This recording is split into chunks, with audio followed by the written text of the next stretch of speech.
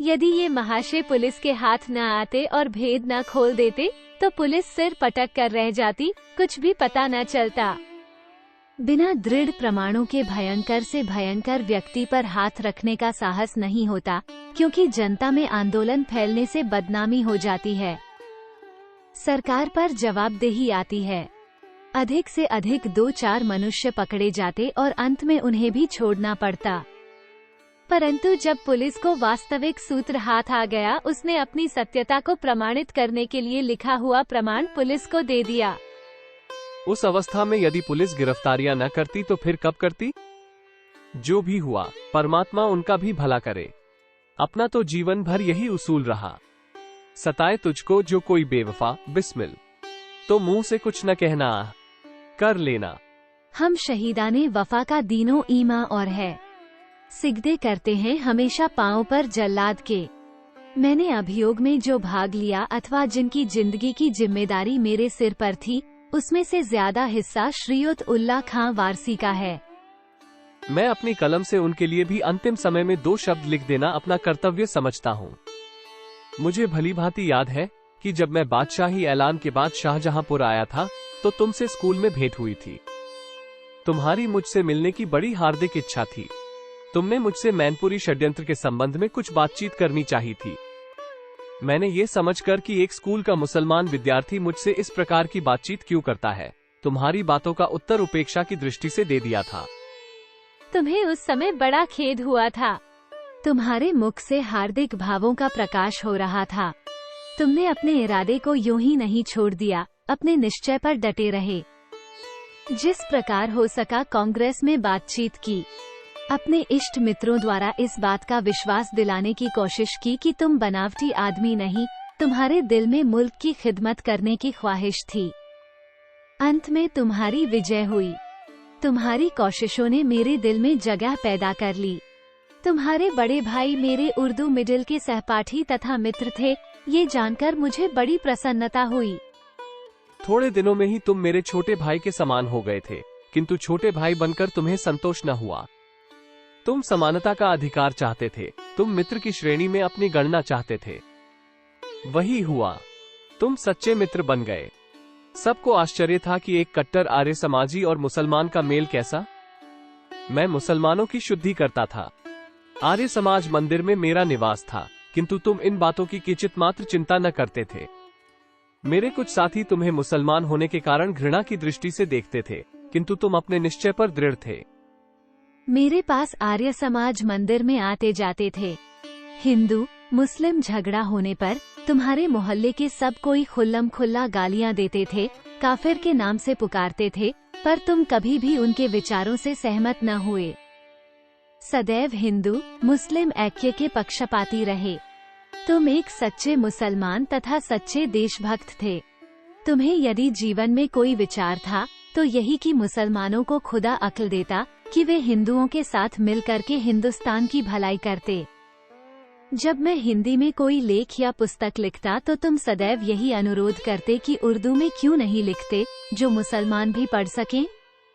तुमने स्वदेश भक्ति के भावों को भली भांति समझने के लिए ही हिंदी का अच्छा अध्ययन किया। अपने घर पर जब माताजी तथा भ्राताजी से बातचीत करते थे तो तुम्हारे मुंह से हिंदी शब्द निकल जाते थे, जिससे सबको बड़ा आश्चर्य होता था। तुम्हारी इस प्रकार की प्रवृत्ति को देखकर बहुतों को संदेह होता था कि कहीं इस्लाम धर्म त्याग कर शुद्धि न करा ले, पर तुम्हारा हृदय तो किसी प्रकार अशुद्ध न था, फिर तुम शुद्धि किस वस्तु की कराते? तुम्हारी इस प्रकार की प्रगति ने मेरे हृदय पर पूर्ण विजय पाली। बहुधा मित्र मंडली में बात छिड़ती कि कहीं मुसलमान पर विश्वास करके धोखा न खाना। तुम्हारी जीत हुई, मुझमें तुम्हें कोई भेद न था। बहुधा मैंने तुमने एक थाली में भोजन किए। मेरे हृदय से यह विचार ही जाता रहा कि हिंदू मुसलमान में कोई भेद है। तुम मुझ पर अटल विश्वास तथा अगाध प्रीति रखते थे। हाँ, तुम मेरा नाम लेकर पुकार नहीं सकते थे। तुम सदैव राम कहा करते थे। एक समय जब तुम्हारे हृदय कंप पैल्पिटेशन ऑफ हार्ट का दौरा हुआ, तुम अचेत थे। तुम्हारे मुंह से बारंबार राम, हाय राम शब्द निकल रहे थे। पास खड़े भाई बांधवों को आश्चर्य था कि राम राम कहता है। कहते कि अल्लाह अल्लाह करो, पर तुम्हारी राम राम की रट थी। उस समय किसी मित्र का आगमन हुआ जो राम के भेद को जानते थे। तुरंत मैं बुलाया गया। मुझसे मिलने पर तुम्हें शांति हुई। तब सब लोग राम राम के भेद को समझे। अंत में इस प्रेम, प्रीति तथा मित्रता का परिणाम क्या हुआ? मेरे विचारों के रंग में तुम भी रंग गए। तुम भी कट्टर क्रांतिकारी बन गए। अब तो तुम्हारा दिन रात प्रयत्न यही था कि किसी प्रकार हो मुसलमान नवयुवकों में भी क्रांतिकारी भावों का प्रवेश हो, वे भी क्रांतिकारी आंदोलन में योग दे। जितने तुम्हारे बंधु तथा मित्र थे, सब पर तुमने अपने विचारों का प्रभाव डालने का प्रयत्न किया। बहुधा क्रांतिकारी सदस्यों को भी बड़ा आश्चर्य होता कि मैंने कैसे एक मुसलमान को क्रांतिकारी दल का प्रतिष्ठित सदस्य बना लिया। मेरे साथ तुमने जो कार्य किए वे सराहनीय हैं। तुमने कभी भी मेरी आज्ञा की अवहेलना न की। एक आज्ञाकारी भक्त के समान मेरी आज्ञा पालन में तत्पर रहते थे। तुम्हारा हृदय बड़ा विशाल था। तुम भाव से बड़े उच्च थे। मुझे यदि शांति है तो यही कि तुमने संसार में मेरा मुख उज्जवल कर दिया। भारत के इतिहास में ये घटना भी उल्लेखनीय हो गई कि उल्ला ने क्रांतिकारी आंदोलन में योग दिया। अपने भाई, बंधु तथा संबंधियों के समझाने पर कुछ भी ध्यान न दिया। गिरफ्तार हो जाने पर भी अपने विचारों में दृढ़ रहे। जैसे तुम शारीरिक बलशाली थे, वैसे ही मानसिक वीर तथा आत्मा से उच्च सिद्ध हुए। इन सब के परिणाम स्वरूप अदालत में तुमको मेरा सहकारी लेफ्टिनेंट ठहराया गया और जज ने मुकदमे का फैसला लिखते समय तुम्हारे गले में जयमाला, फांसी की रस्सी पहना दी।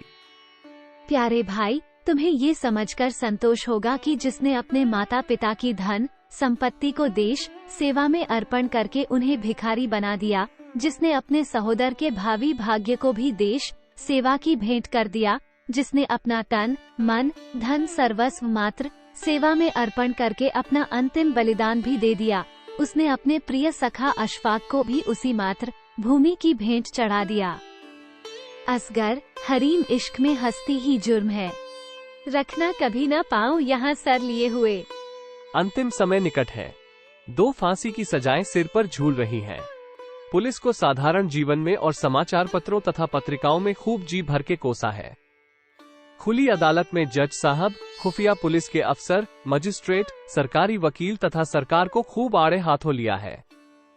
हरेक के दिल में मेरी बातें चुभ रही हैं। कोई दोस्त आशना अथवा मददगार नहीं जिसका सहारा हो।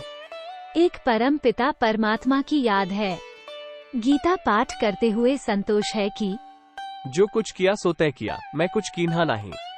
जहाँ कहीं कुछ मैं किया, तुम ही थे मुझ नहीं। ब्रह्मण्याधाय कर्माणि संगा त्यक्त्वा करोति यः लिप्यते न स पापेभ्यो पद्मपत्रमिवंस। भगवद गीता 5/10। जो फल की इच्छा को त्याग करके कर्मों को ब्रह्म में अर्पण करके कर्म करता है, वो पाप में लिप्त नहीं होता। जिस प्रकार जल में रहकर भी कमल पत्र जल में नहीं होता, जीवन पर्यंत जो कुछ किया स्वदेश की भलाई समझकर किया। यदि शरीर की पालना की तो इसी विचार से की कि सुदृढ़ शरीर से भले प्रकार स्वदेशी सेवा हो सके।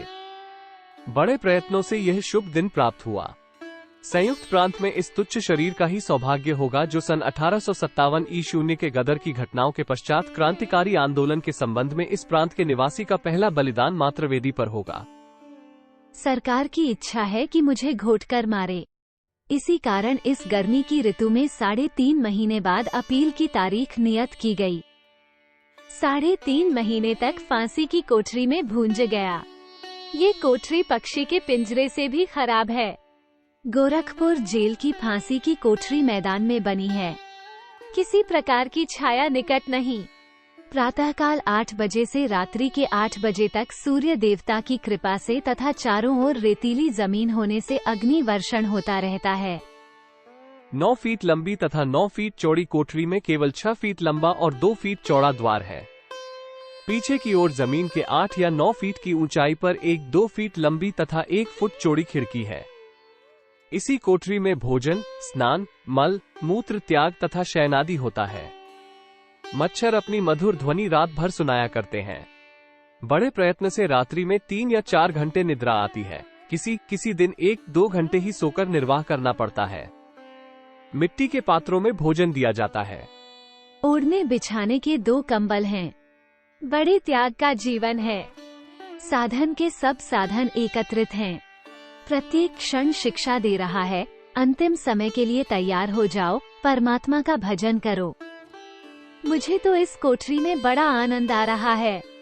मेरी इच्छा थी कि किसी साधु की गुफा पर कुछ दिन निवास करके योगाभ्यास किया जाता। अंतिम समय वह इच्छा भी पूर्ण हो गई। साधु की गुफा न मिली तो क्या, साधना की गुफा तो मिल गई। इसी कोठरी में ये सुयोग प्राप्त हो गया कि अपनी कुछ अंतिम बात लिखकर देशवासियों को अर्पण कर दूं। संभव है कि मेरे जीवन के अध्ययन से किसी आत्मा का भला हो जाए। बड़ी कठिनता से यह शुभ अवसर प्राप्त हुआ। महसूस हो रहे हैं बादे फना के झोंके, खुलने लगे हैं मुझ पर असरार जिंदगी के। बारे अलम उठाया रंगे निशात देता, आए नहीं है यूं ही अंडस बेहिसी के। वफा पर दिल को सदके जान को नजरे जफा कर दे। मोहब्बत में ये लाजिम है कि जो कुछ हो फिदा कर दे। अब तो यही इच्छा है, बहे बहरे फना में जल्द या रब लाश बिस्मिल की भूखी मछलियां हैं जौहरे शमशीर कातिल की। समझकर कूंकना इसकी जरा ए दागे नाकामी। बहुत से घर भी हैं आबाद इस उजड़े हुए दिल से।